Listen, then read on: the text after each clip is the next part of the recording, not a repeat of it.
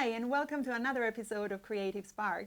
Today, I'm joined by Alex and Anna, and we're discussing about navigating the gig world. Freelancing as a performer, doing it in London, is it possible? Creative Spark. Episode 6. Navigating the gig world, freelancing as a performer. So, let's start by introducing our guest today. We've got Anna McKelvey with us. So Anna, would you like to tell us a little bit about yourself? Sure. I'm an actor, creative facilitator, and I run a theatre company here in London. I moved here, I was just saying, about 10 years ago from Portsmouth. To pursue a creative dream, as it were. Mm-hmm. Yeah. So you've been doing this since 10 years ago?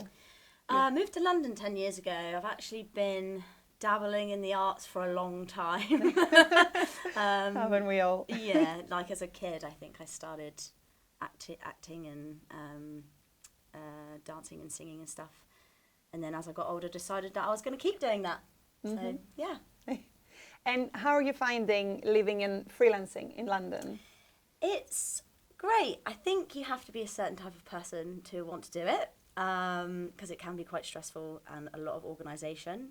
But for me, I really like sort of being my own boss and choosing the hours that I work and the hours that I can use to put into other things, creative things as well. And Alex, I know you moved here. When did you move here, actually?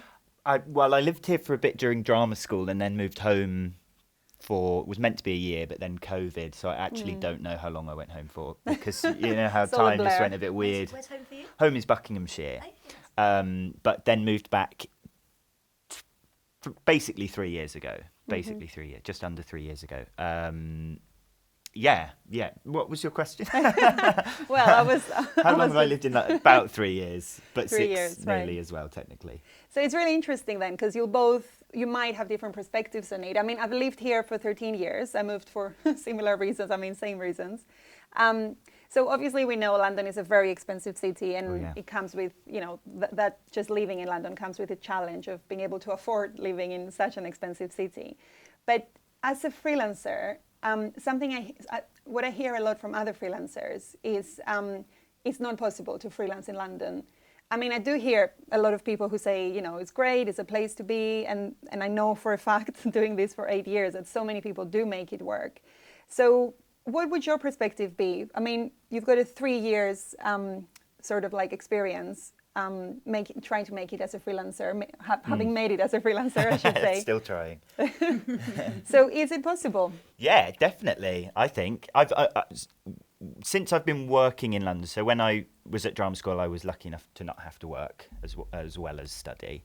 But the 3 years that I've been living here post-COVID, I've only been freelancing in London. I haven't had a normal job in London. So, I mean, in my perspective of living in London and working has only been freelancing. And so for me, yes, it definitely is possible, because that's all I've done in London. So yeah.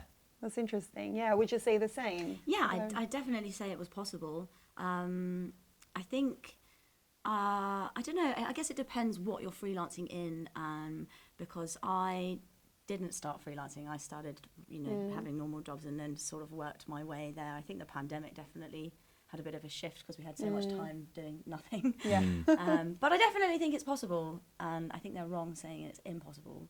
I think it's about knowing yourself and being in a good headspace to market yourself. And it is hard work, not going to lie, but But it comes possible. with lots of... There's definitely sacrifices you have to make, especially early on, I think, when you're freelancing. Again, for me, it was COVID weirdly really helped, because I managed to set up a lot of stuff over COVID, business-wise, but putting the foundations in for work, so that when I did move to London, I wasn't just starting from square one. Yeah. But it also meant I can't go out every week to go and see my mates or whatever it is that you would sacrifices. do. Yeah, you have to pull back on certain spending things that I guess if you had a more secure job, you might not have to. Also, there's sometimes there's quite a big fluctuation in my pay. depending on I if agree. it's the school holidays, I'm probably not working as much. Or maybe I'm working a bit more because there's like a summer camp on or something. And so you've got to be sort of thinking a few steps ahead because you don't have that security of, oh, I'm earning this amount every month. And Yeah. so you've got to be a little bit more fluid, I think. Yeah, and I think it's a fine line between like planning in loads of work, but then also trusting like that the work will come if you don't have that much lined up, which is like so scary and terrifying. Yeah, absolutely. When rent bills are coming. Yeah. But also kind of important, like you have to, I don't know, there is a fine line between like obviously getting stuff booked in and then also just like trusting in yourself that if you do some work and prep, it's going to happen if you keep persisting. Yeah, I think that's a big thing actually. Because when I finished my training, I actually went back home for a few months because I was doing this touring play, which was amazing, and it's what I wanted to do, act. But then after that, I felt like I wasn't done with London. But I knew to come back to London, I had to have a job. I had to be able to pay my rent and all the bills. And I started working in retail. I worked there. I hated it for about, a year and a Does half. anyone like retail? I think I've mentioned this in another podcast. I think I'm the only person that enjoyed working in retail. Really? Yeah, it's also the only job I've walked out of, to be fair. But it is, yeah, I enjoyed it. To be fair, I don't know. No, I did. I worked for a luxury retail company, so I Right, hated the okay. whole rigid side of it. Like you had to have makeup every day, wear heels, and act a certain way around customers and stuff. And I was just I just wanted to be barefoot and wear tracksuits and roll around floors, sort of thing. Yeah. I didn't want to be that person. So that's what I was really hating. I think the interaction with people and stuff I could deal with. But then I was going to say, when I moved into freelancing from there, it was a really scary thing because it was suddenly from being on commission, having a decent salary to live in London. It wasn't crazy, but I was surviving. Moving from that into freelancing, teaching 3 hours a week and hoping eventually I'll build up enough work to be able to make it work. That was really scary. So I do think, but I did take that trust. I did believe in myself. You've got to take the leap. Yeah, to do it. exactly. Yeah, I think that's going back to what you were saying, Anna, about it takes a certain type of person, especially early on, to know that, or to be able to sit through the uncomfortableness at the start and trust that hopefully you'll push through it and it will start to work out a little bit more for you. But for a lot of people, that's just no thanks. And I get that. I really get that. That's what's important to you, because some people really value that stability of having a 9 to 5 and obviously the perks, like the money that you get and the security that you get. But I know myself that me sitting at a desk for that long, just doesn't go well. Yeah. I'm just not very good. No, fair enough. I don't think I have an attention span for that long. I'm better in pockets. Just being on your feet and creative. Yeah. And And in terms of balancing, what's the balancing act of multiple projects? How do you make it work? What would your tips be on how to make it work? Because, we spoke about one side of the coin when it could be, you're looking for work, you're hoping the work will come in, you don't have a full diary, but you're hoping it will happen. But I also know, we all know that it can happen the opposite. You can be on the other side of the coin where you're you have so much work, you have so many people emailing you, which sounds like a good problem to have, but actually can lead to lots of burnout and lots of how do you prioritize? How do you balance that? For me, it's just keeping work to work hours. If I'm working 8 hours on a Monday, I'll work 8 hours on a Monday, and I won't let it bleed over into Tuesday as well, because I'm not being paid for Tuesday's work, so why am I doing Tuesday's work? With other stuff, like other creative projects, I really like doing them. So when I'm in I'm having downtime, that's what I'll do, because that is for me just as relaxing or just as fun as watching telly. So for me, I can quite easily do 2 in one day. In the evening, I can crack on with something that I'm doing outside of facilitating. Yeah. Once it's past 6 o'clock, I'm pretty much really? That's me done for Fair. today. That's where I get the Unless I most have to. creative is in the evenings. Oh, yeah, I suppose so. So I similar, unwind yeah. by doing that. Apart from on Sundays. Sundays is Sundays are sit in front nice. of the sofa. Is it in front of the sofa? sit on the sofa Place a chair. in front of the telly and then just sort of slob out. But I definitely agree with the sort of hours thing. I would say even if it's not a Saturday and Sunday, like try and schedule a weekend, like having 2 days together, I think is very important. I worked a lot where I was just having one day off, and I mean, it might work for some people, but for me, I was catching up with everything I had to do on that one day. So having the 2 days together was quite important for me, and I made a decision that I'd try and keep it to Saturday and Sundays, but if that didn't work, I'd do it somewhere else in the week to make sure that you've got those 2 days to, like, one to rest and then one to get organised with the whole rest of your week. Being really organised as well is definitely. is a pro. And sticking to those boundaries and respecting yourself and your time. And, I mean, sometimes it's very tempting, especially when it's something creative and you really enjoy it, I think. But I think it's really important. That's definitely a very good tip. Yeah. Which I'm not very good at the moment, but I'm working on that. Saying like no sometimes as well is, I think I didn't do that for a really long time, just worked, and because it's kind of wanting to work and then also the pressures of living in London, needing to make a certain amount of money, but also at the same time, like, you're not going to get anything else creatively done if on your day off, you're so burnt out from working so much. So like sort of evaluating how much you are working and being like, do I really need to do this? Like, what am I going to get out of this? Is it going to serve me if I take it, or am I just going to be too tired to do anything? But that's really tricky, that one. Yeah. Especially a freelancer. Yeah.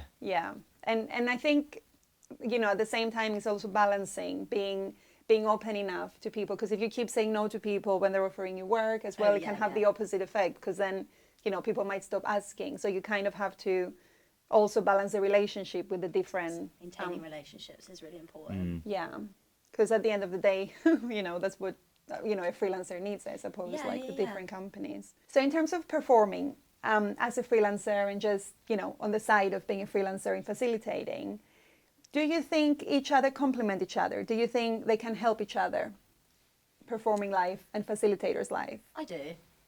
Yeah. I was thinking about this. You have to be like so on your feet as a facilitator. Like some things aren't working. You might have to adapt it and try and do it a different way, or just completely scrap it and try something else. And I feel like that's really comparable to, like, I don't know, being in the rehearsal room if you're like stuck in this part of a script, about having that freedom to just like throw it all out the window and go at something else. I think that they complement each other quite well in that way. And just you kind of still being on your feet. Yeah, and I think you still keep in touch with your craft as well. So it's not like you're doing something completely relevant on the side. Yeah. And you still see people in practice, and you get to try out different games, I suppose. Yeah. I mean, especially when teaching things like drama or like other things, and you get to join in the games as well. So it's like you get to... reliving it. You get to... Yeah, exactly. You get to relive it. And so, I mean... I don't think they can't complement each other. I think there must be a way that they are constantly complementing each other. And like the people that you're with, you're always, as a facilitator, meeting new people all the time, whether that be just someone on reception or all the kids that you see every week. And it's the same in the acting world. You're meeting new people all the time, developing people's skills. Maybe there's a different age group that you're dealing with when you're in a rehearsal room. Maybe not. Who knows? Yeah, so I think there's loads of transferable skills that you are constantly building on either side that then benefit you when you're doing the other job, whatever it is. It's also like, I don't know, it can be really inspiring sometimes seeing, I don't know, maybe like a child that's been quite nervous get up there and, do this big character or something that you've been working on. Like, I feel that's pretty inspiring to me. Yeah, definitely. You're like, you see the journey. Yeah. 100%. Yeah. No, I think it's really important to be able to use, your talent or your expertise as such in different ways and apply it in different scenarios and community as well, I think. What would you say is the importance of being part of an organization as a freelancer? I think there's many benefits, especially with moving ways, because first of all, you've got like a bunch of facilitators that are also in somewhat or way or the other creative, know that the industry is really difficult. So if you're ever having, I don't know, feeling down about anything, you've got a whole bunch of people there that can relate to you and help you through and give you some advice. Similarly with your workshops, if you're having trouble with a workshop or you know, I don't know, can't think of what to do, you've got a whole bunch of resources and a whole bunch of people that you can speak to and inspire you and help you, which is just great. So I think it is very beneficial, and very community led, which is always great. You're not on your own, you know. Yeah, definitely. Because it can be quite isolating. Oh, can definitely, for sure. And but also like in a more practical, although that was quite practical as well, like being able to talk to other people. But like if you're on your own, like and doing classes, like you're going to be starting from square one. I know you started from square one by building this square zero, by building Moving Waves. But like to be able to join into a company that's already, you know, on an upwards trajectory, it comes with a bit of a safety net of like, oh, okay, they know what they're doing. There's advice there. They've done this however many years before I joined, and there's a comfort in that of knowing like, okay, you know, this isn't something too risky, you know. Yeah, you're part of something bigger, and yeah, I think there's some comfort in that. Yeah, I think when I started freelancing as well, that was one of the things that, because I came from like, you know, training and then like being in a play, being around like actors in a community. And then suddenly I was trying to do this freelance thing. I was working for all these different companies, just going 1 hour here, 2 hours here, 1 hour here by myself, never getting any direct feedback or anyone to, you know, to go back to and discuss. And especially at that early journey in your facilitating and your freelancing, you need a bit of, you need that support. So when I did start Moving Waves, I did think, I mean, it's not always possible because of the nature of the work as well, because you can't be there all the time. I mean, physically, you can be there like, you know, in spirit and in support. But that was really important for me to create this community and just know that, you know, everyone is part of something. And even though it's solo in some ways, it's also not completely solo because you're representing something bigger. And I suppose this podcast and the course that we've launched as well is all about creating this community and, you know, enriching the people to see that, you know, we're all doing freelancing, we're all doing facilitating, but we're all here for each other. There's so many people doing that, even though sometimes it can feel, at least I felt that way when I was doing this. I felt like I'm the only person I know who does this freelance and is not a teacher in a school or just working for like one specific company. That it can definitely feel a bit isolating like that, especially when you've got a lot of other people around you not doing that. But actually there is loads of people doing what you're doing. It's just you've got to find the right family, right group. But also like, because I've been on the other side of it as well, of starting my own business with editing scripts, which means that you have to you don't just focus on the work and the product, like of giving feedback to a script, or like in this case it would be of facilitating. You then have to have all of the other hats on of the marketing, the Instagram, building contacts and stuff. And it's so nice to be able to join into another company where you can just focus on the thing or things, you know, few things that you are good at, and you can put your energy into that rather than going, you know, all of the other things that come with a business, like invoicing and sorting out other people's invoices and all of these kind of things, and dealing with even more people than you would have to coming in a bit later to it. Yeah, I mean, running a business as well, I can definitely relate to that, because it's just so many things to think about. The responsibility is so much. And a lot of the time, I'm not going to lie, a lot of the time I do think, why am I doing this? You know, why am I putting so much pressure on myself? Why am I not just, you know, being a facilitator as well, working for another company, you know, just worrying about the things that I want to be worrying about, not like invoices and marketing and finances and all of that. But, you know, at the same time, I do love, you know, having Moving Waves and having access to, you know, to the team. I think we have the best team. I'm not biased, I really do. So it's really cool. Like super cool that you like made all this happen. That's it. Like if you hadn't done it, if you had given into that thought of like, oh, I can't wear all these hats for the moment, then it wouldn't have happened. Like then we wouldn't have had the chance to jump in later on and have the easy ride. Oh, that's nice. Yeah. No, and I'm so glad. I do suppress these thoughts when they come. I think it's normal for any business owner sometimes, small business owner, because it's a lot to think about. Yeah, and it's the arts as well. So it's not like, we're not a bank or, I don't know, a company yeah, it's never the that... bit you want to focus on. That's the same when I do the events with my company, like all the marketing stuff I absolutely hate. But Yeah. you it's have so to, challenging, yeah. and you have to talk about it and Yeah. get it done. But, Yeah. And you just want to do all the fun stuff. Yeah, of course, of course. Yeah, it does go back to imposter syndrome as well, though. I think a lot of the time that a lot of us creatives have. I think there's quite a lot of research actually on how, performers and creatives, we're so self-critical. It's true. Like we all know that we always like critique a lot of the stuff we do, and we have that imposter identity sometimes. And I'm really working on that personally. But I think it does come down a lot to fighting that and just believing that, I'm good enough, I'm going to work it out, and I'm doing it for the right reasons as well. Whether it's your theater company or your script company, I think at the same time it's just focusing, I am good at this. So even though I'm not the best at marketing or this or that, it's just pushing through and suppressing everything that tells you like you're not good. Yeah, definitely. And then hopefully later on someone else can do it for you. Yeah, that's it. That's the aim. Yeah. So talking about business as well, would you say there's a difference? Because you both have your own companies, which I think is really interesting for this question, I suppose. Would you say there's a difference in the way you market yourself as a freelancer and the way you market yourself as a business, as a company? I don't know. I'd say I guess you want to be.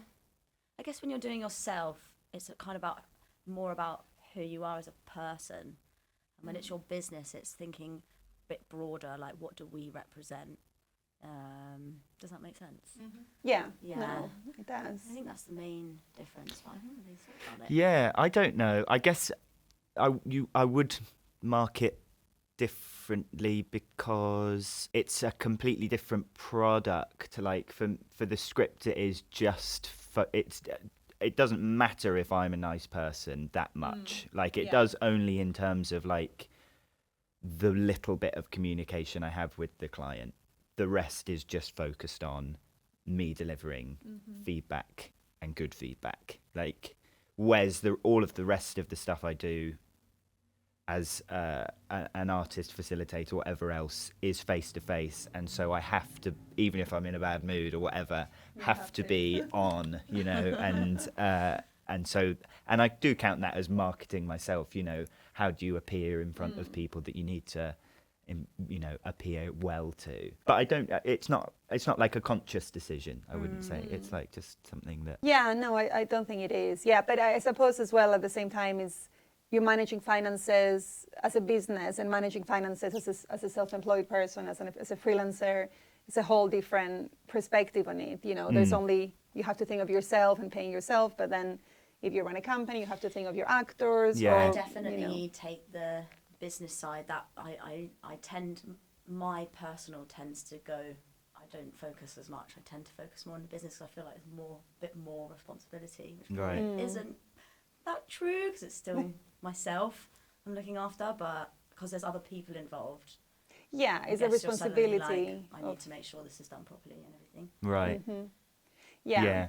I guess mine is just me. It's like I can take the hit if it goes wrong, or like I can say no to work because someone's been rude to me, and there's no consequences on other people. Like if I don't get that one job, that's fine for me because no one else is affected. That doesn't affect anyone else's finances, it just affects me.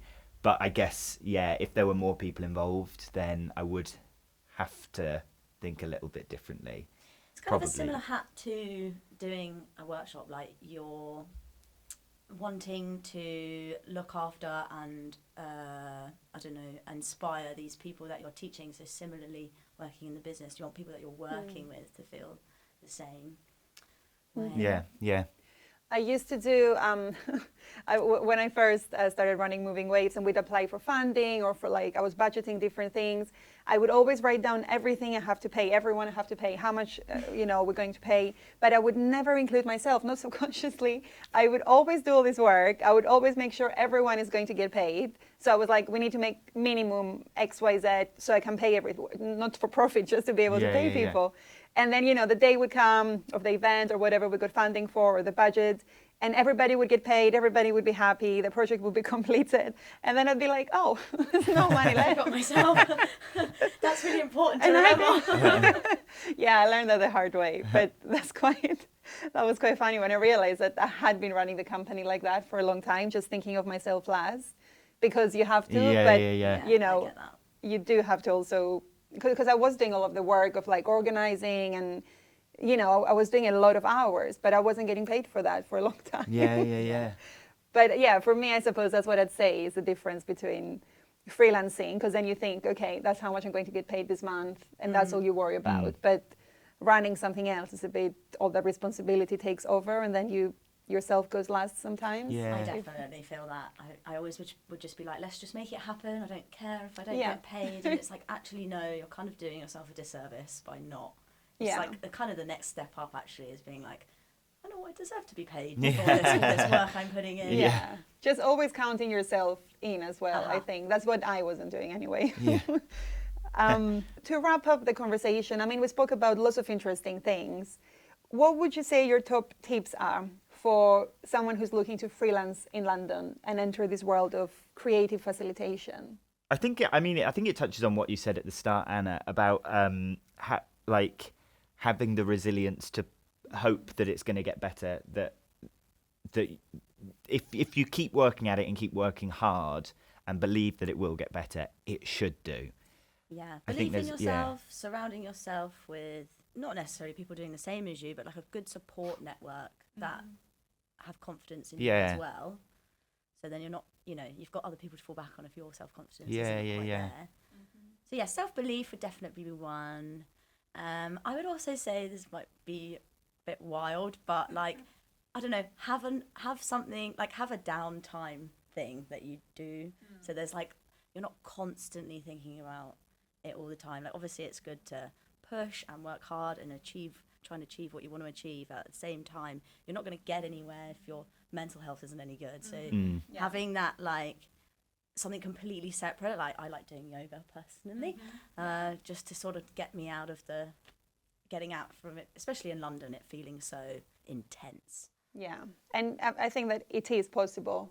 Everyone who, I understand, of course, it's very difficult, but as we've just discussed, people do make it work. I know it's very difficult and it comes with its challenges, but it's all about resilience and belief and just knowing that there is a big community of people that are making this work.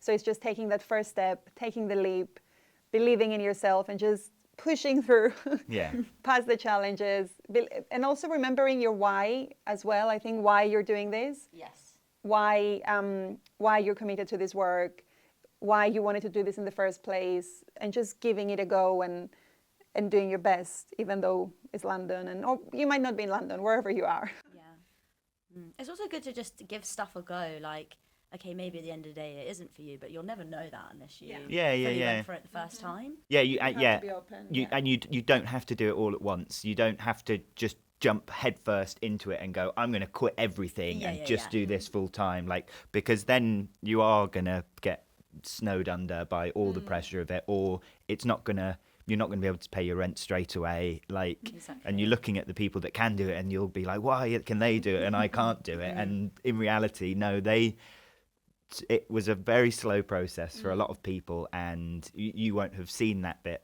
but you just got to keep gradually and then ease into it. When you get to that, have your boundaries as well, Yeah. like we said, just knowing when to say no and making sure you get the downtime and everything that you need to recover. And if you don't like it, then Yeah. you don't have to keep doing it. Yeah, yeah. Exactly. It's not for everyone, I imagine. No, absolutely not. Yeah, it's not. But, if it is for you, you'll find out soon enough. So do give it a go if you're considering it. And thank you so much for joining and listening into our podcast today. Stay tuned for the next one coming up very soon. Bye. Bye.